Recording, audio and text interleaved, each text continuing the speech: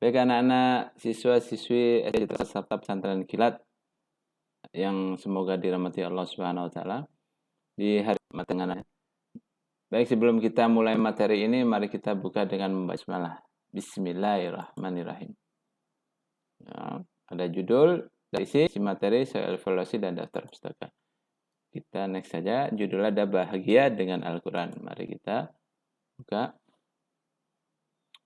Ya, ini daftar isi pendahuluan, pembahasan, penutup, ya, simpulan.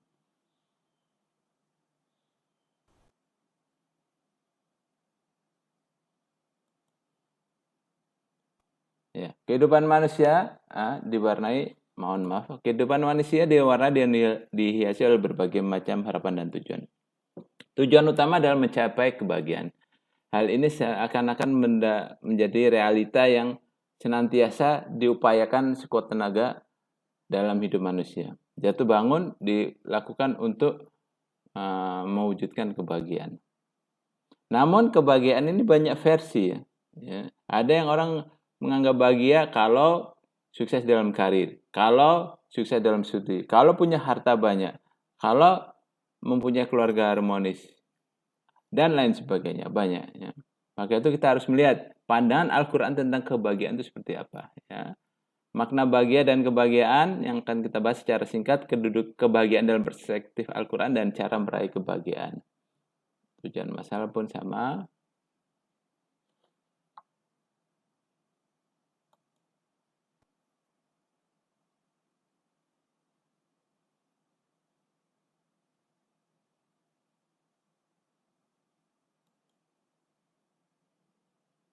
Ya, kebahagiaan berasal dari bahasa Inggris happy, bahasa Arabnya sa'id atau sa'adah.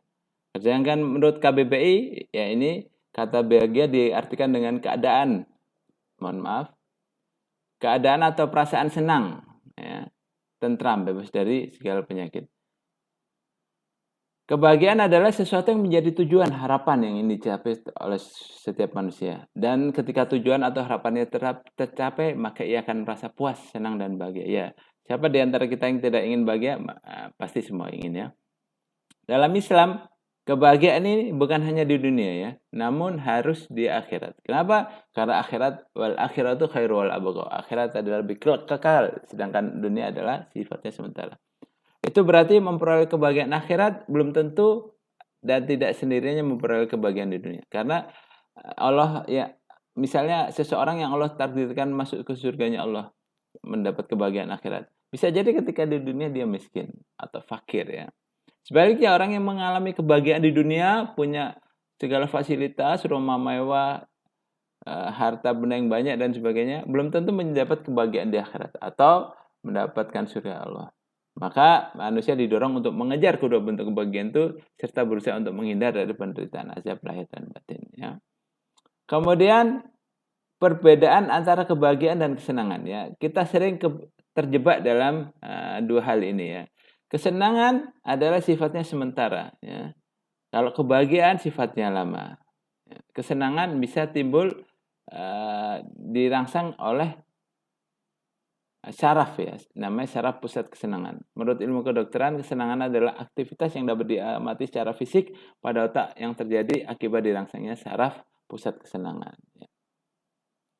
Tidak semua kesenangan membawa kebahagiaan. Kita temukan banyak fakta. Contohnya artis-artis terkenal malah stres karena tidak memiliki kehidupan pribadi yang normal akibat ketenarannya. Iya, kita melihat ya banyak ya.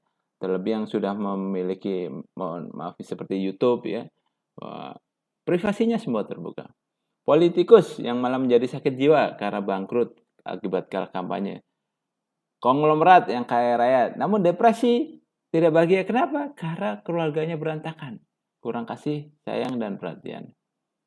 Ya, hal itu semua ya akan menyebabkan rusaknya moral masyarakat seperti kecanduan obat terlarang, miras, seks, dan sebagainya. Wala'udzubillah, semoga Allah menjauhkan dari hal itu semua.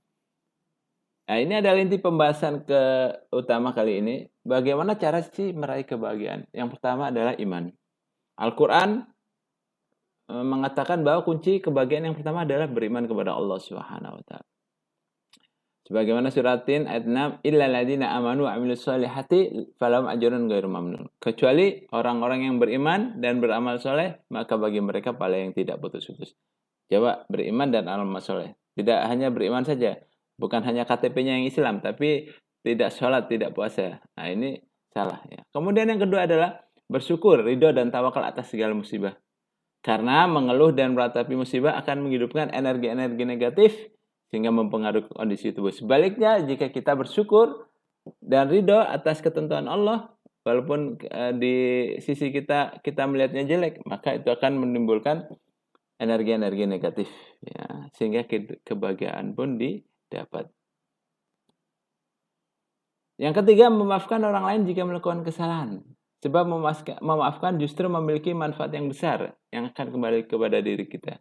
Yaitu apa? Mengobati rasa sakit. Menurut Al-Quran, obat terbaik untuk menyembuhkan sakit hati adalah tidak membalas sakit hati. Menahan diri untuk kemudian memaafkan. Dengan memaafkan, hidup kita akan selalu bahagia.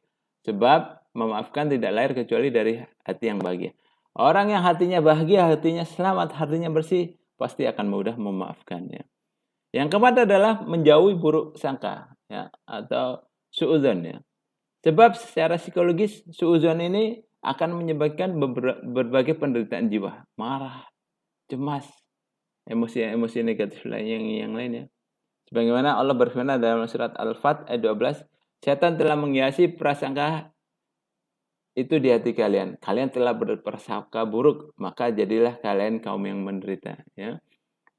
Kita kebanyakan kepada saudara kita berprasangka buruk. Padahal Allah mengatakan inna ba'dadhan isman. Sesungguhnya prasangka buruk itu adalah suatu dosa, ya. Maka harus dijauhi. Yang kelima adalah menjauhi kebiasaan marah-marah ketika menghadapi atau tertimpa sesuatu. Rasulullah SAW bersabda, la tagdob, 3 kali walakal jannah. Jangan kamu marah, jangan kamu marah, jangan kamu marah, dan bagimu surga. Sebab marah ini, orang kalau marah atau emosi berpengaruh pada kesehatan fisik dan pikiran. Sehingga menjadikan stres. Selain itu, marah berkepanjangan akan menimbulkan kebencian dan melahirkan dendam. Hidup merasa tidak tenang, tidak bahagia, dan akan menjadi penyakit, ya. Maka dari itu, kita menjauhi kebiasaan marah, ya.